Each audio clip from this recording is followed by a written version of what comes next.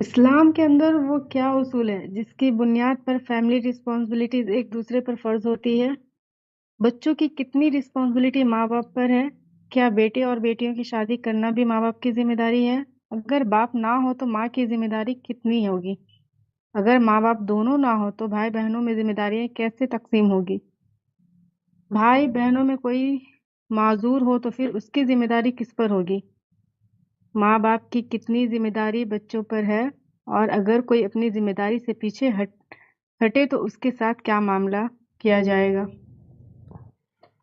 یہ جو آپ نے الفاظ بولے ہیں نا، ماں باپ، اولاد، بہن بھائی، یہ الفاظ بتا رہے ہیں کہ یہ سب آپ کے ذوی القربہ ہیں، یہ آپ کے قریبی لوگ ہیں، ان کی ساری ذمہ داری ہم پر عائد ہوتی ہے۔ اللہ تعالیٰ نے جو بنیادی اخلاقیات بیان کی ہیں ان میں ارشاد ہوا ہے کہ ان اللہ یامر بالعدل والاحسان و ایتاء ذی القربہ۔ اللہ تعالیٰ تمہیں انصاف کی ہدایت کرتا ہے، اور صرف انصاف نہیں، احسان کرنے کی ہدایت کرتا ہے۔ یہ تو سب انسانوں کے بارے میں، اور خاص طور پر تمہارے جو قریبی رشتہ دار اعزاء ہیں ان پر اپنا مال خرچ کرنے کی ہدایت کرتا ہے۔ تو اس کا مطلب ہے کہ یہ ذمہ داری ہمارے اوپر عائد ہوتی ہے۔ اب ذمہ داری کتنی ہوتی ہے اس کا تعلق لوگوں کی ضروریات اور ہماری حد وسع سے ہے، یعنی ہمیں اللہ نے کتنی فراخی دی ہے اور دوسرے کا کیا معاملہ ہے۔ تو اس میں تو آپ اجتہاد کریں گے جتنی ذمہ داری آپ اٹھا سکتے ہیں، کیونکہ اللہ کبھی بھی کسی پر اس کی حد وسع سے، اس کی طاقت سے زیادہ ذمہ داری نہیں ڈالتے۔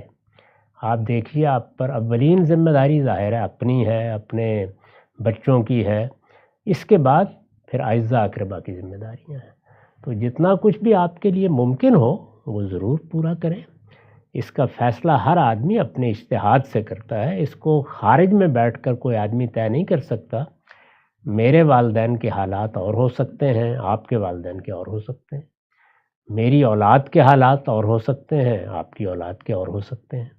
بارہا ایسا ہوتا ہے کہ والدین آخری عمر تک کماتے بھی رہتے ہیں، کھاتے بھی رہتے ہیں اور آزادانہ کام کر رہے ہوتے ہیں۔